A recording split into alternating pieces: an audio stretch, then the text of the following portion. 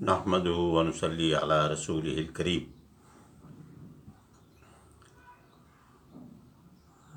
یہ سلسلہ ہمارا جو اب شروع ہے وہ اسباب اور دارالاسباب کے اوپر ہے۔ اس کو جو رسپانس مل رہے ہیں اس سے اندازہ ہو رہا ہے کہ لوگ اس کو توجہ نہیں دے پا رہے، حالانکہ یہ ہماری دنیا کے بھی بننے بگڑنے کا انحصار اس کے اوپر ہے، اور آخرت کے بھی بننے اور بگڑنے کا انحصار اس کے اوپر ہے۔ اور دنیا تو جیسے تیسے گزاری جائے گی، اصل تو مسئلہ آخرت کا ہے۔ تو شیطان جو ہے وہ زندگی کو لمبا کر کے دکھاتا ہے۔ یہ نہیں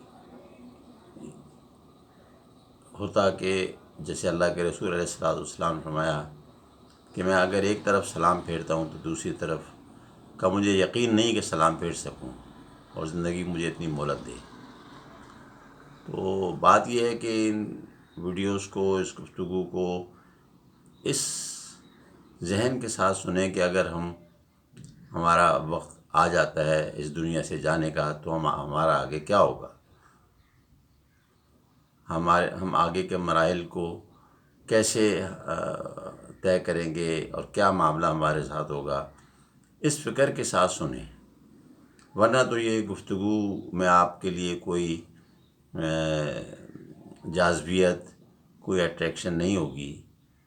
تو یہ درخواست ہے کہ یہ ہماری دنیا آخرت کے بننے بگڑنے کا انحصار اس کے اوپر ہے کہ ہم ان گفتگو میں جو چیزیں ہمارے سامنے لائی جاتی ہیں اس کو سنیں، غور کریں، عمل میں لے کر آئیں۔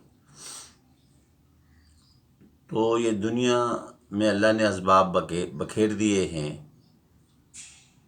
اور یہ بات پہلے سے طے شدہ ہے، بتائی جا چکی ہے کئی مثالیں دے کر، قرآن کی آیات، احادیث کے ذریعے سب آپ کو بتایا جا چکا ہے کہ اللہ نے جتنے بھی اسباب دنیا میں پیدا کیے ہیں مختلف انسانی ضرورتوں کے پورا ہونے کے لیے، اللہ پاک ان اسباب کے محتاج نہیں ہیں۔ تو پھر اسباب پیدا کیوں کیے ہیں، اس کو سمجھیں۔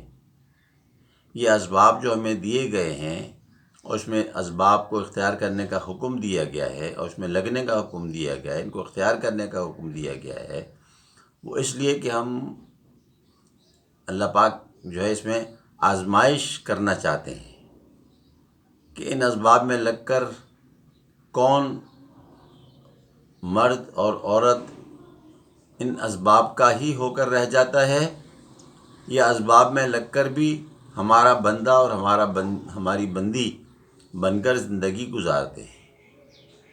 یہ آزمائش ہے، ہم حالت امتحان میں ہیں۔ جیسے کمرہ امتحان ہوتا ہے، اس میں ایک محدود وقت ہوتا ہے 3 گھنٹے کا، اس میں ایک سوال نامہ ہمارے سامنے ہوتا ہے، اس کے جوابات ہمیں دینے ہوتے ہیں۔ آزمائش ہوتی ہے کہ ہم نے اس کی کیا تیاری کی ہے، اس مضمون کی۔ تو ہم اسباب کو اختیار کریں، ضرور کریں، لیکن اس میں سب سے پہلے ہم جس شعبے سے بھی تعلق رکھتے ہیں، چاہے وہ معیشت کی لائن کا ہو، تجارت کا ہو، ملازمت کا ہو، زراعت کا ہو، کھیتی باڑی کا ہو، یا عورتوں کی جو حصے کا دین ہے، جو عورتوں سے متعلق ہے، گھرداری سے متعلق ہے، حقوق سے متعلق ہے، وہ سب جو ہے اس کا علم ہمیں حاصل کرنا لازم ہے کہ ہمیں اللہ نے اسباب میں لگتے ہوئے کیا کیا سوچ اور عمل کا حکم دیا ہے، اور کن سوچوں سے اور کن عملوں سے ہم کو منع کیا ہے۔ اس کا علم حاصل کیے بغیر اگر ہم اسباب میں لگیں گے تو ہم گناہ کریں گے، ہم اللہ کی نافرمانی میں پڑیں گے، جو ہمیں دنیا میں بھی نقصان پہنچائے گی، قبر میں بھی نقصان پہنچائے گی، اور مرنے کے بعد ہمیشہ ہمیشہ کی زندگی میں ہمیں نقصان پہنچائے گی۔ تو یہ بات آج جو ہے ہمارا موضوع ہے کہ اسباب اس لیے بکھیر دیے گئے کہ اس میں لگ کر کون اللہ کے اوامر و نواہی کی رعایت کر رہا ہے اور کون اس سے جو ہے وہ حکم عدولی کر رہا ہے. اور اس کے لیے ظاہر ہے پھر پہلے اس کا علم حاصل کرنا ضروری ہے. ہر شعبے سے متعلق جو جس کا شعبہ ہے وہ اس کا علم حاصل کرے. ایک دفعہ حضرت عمر رضی اللہ تعالیٰ عنہ بازار میں گئے مدینہ منورہ میں، اور ایک تاجر کو دیکھا تو اس کے انداز اور اطوار کو دیکھ کے وہ سمجھ گئے کہ اس نے تجارت کی لائن کا دین نہیں سیکھا ہوا. تجارت ایک سبب ہے روزی کمانے کا. اب یہ روزی کمانے کے لیے دکان پہ آیا ہوا ہے، دکان کھولی ہے، لیکن وہ سمجھ گئے کہ اس نے اس کے مسائل نہیں سیکھے، تو اس کو وہیں کوڑا مارا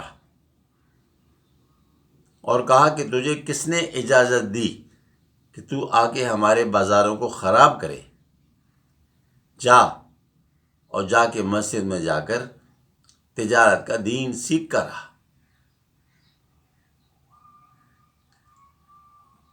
تو یہ اسباب جو ہے نا، یہ ہمارے لیے سمجھیں ایک امتحان کی چیز ہیں،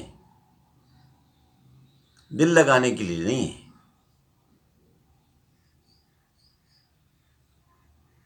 کہ ان کے نفع نقصان سے ہمیں کوئی غرض ہو.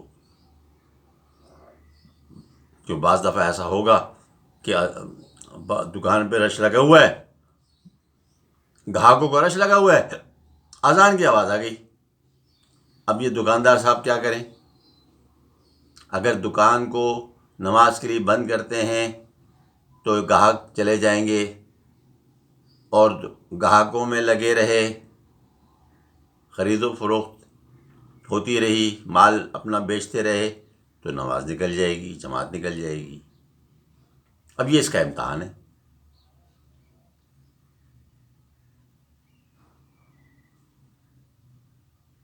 اسی طرح جو لوگ ملازمت کرتے ہیں، کارخانوں میں کام کرتے ہیں، دفاتر میں کام کرتے ہیں، اس میں ان کی ذمہ داریاں ہیں، اس میں وہ مشغول رہتے ہیں. اب اس مشغولیت میں اگر نماز کا حکم آ گیا تو اب یہاں پہ اس کا امتحان آ گیا کہ اب یہ اپنی مشغولیت کو چھوڑ کے نماز کی طرف جا رہا ہے، یا اپنی اسباب جس میں وہ لگا ہوا ہے اس کو اہم سمجھتے ہوئے اور نماز کو ضائع کر رہا ہے اور اسباب میں لگا ہوا ہے. یہ ہے قرآن جو ہے، اس کے اندر ایک آیت جس کا مفہوم ہے، موٹا موٹا ترجمہ نہیں بتا رہا میں، ایک مفہوم ایک بتا رہا ہوں. ان لوگوں کی تعریف کی گئی ہے، وہ لوگ اللہ کے نزدیک پسندیدہ ہیں جن کو ان کی تجارتیں اللہ کی طرف جانے سے نہیں روکتی.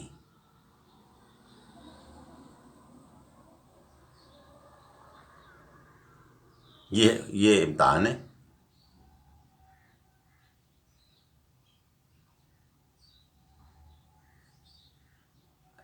ایک چرواہا جنگل میں بکری چرا رہا ہے اور نماز کا وقت ہو گیا. اب یہ نہیں کہ وہ یہ سوچے کہ میں ابھی نماز پڑھوں گا تو میری بکریاں ادھر ادھر نہ ہو جائیں، نقصان نہ ہو جائے. نہیں، وہ نماز پڑھے گی.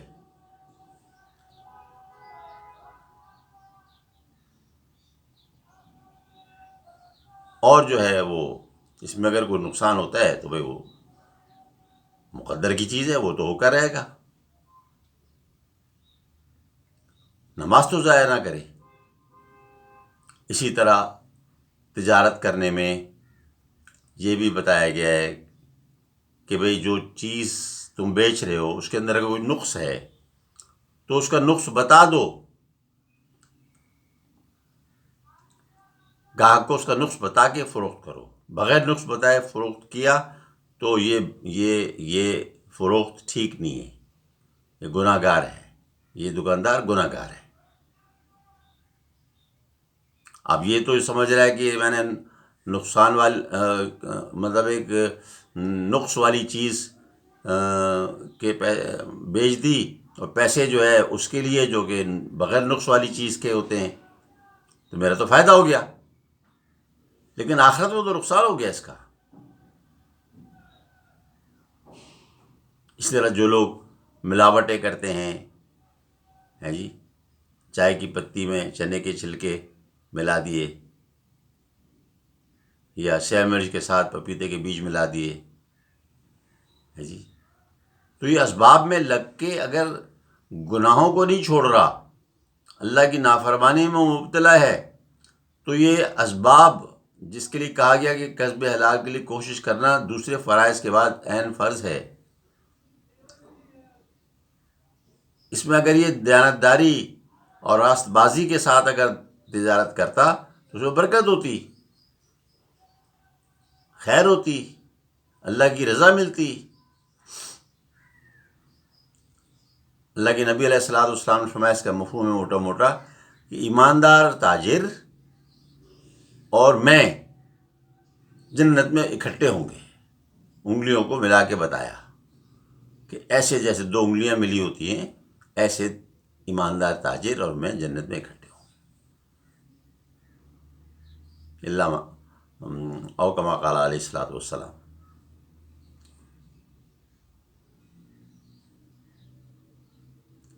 تو یہ بات ہم سمجھ لیں کہ یہ اسباب محض استعمال کرنے کے لیے، اور یہ سمجھنا کہ ان اسباب سے ہمارے دنیا کے کام بن رہے ہیں، ہمارے گھر کے نظام چل رہے ہیں، ہمارے گھروں کی جو ضروریات زندگی ہیں وہ پوری ہو رہی ہیں، تو اس سوچ کو بدلیں اور اپنے اپنے شعبے کے دین کو سیکھیں اور اس کے مطابق عمل کریں، چاہے ظاہر میں نقصان نظر آ رہا ہو، لیکن ہم نے اللہ کے امر کو پورا کرنا ہے۔ اللہ پاک ہمیں عمل کی توفیق عطا فرمائے۔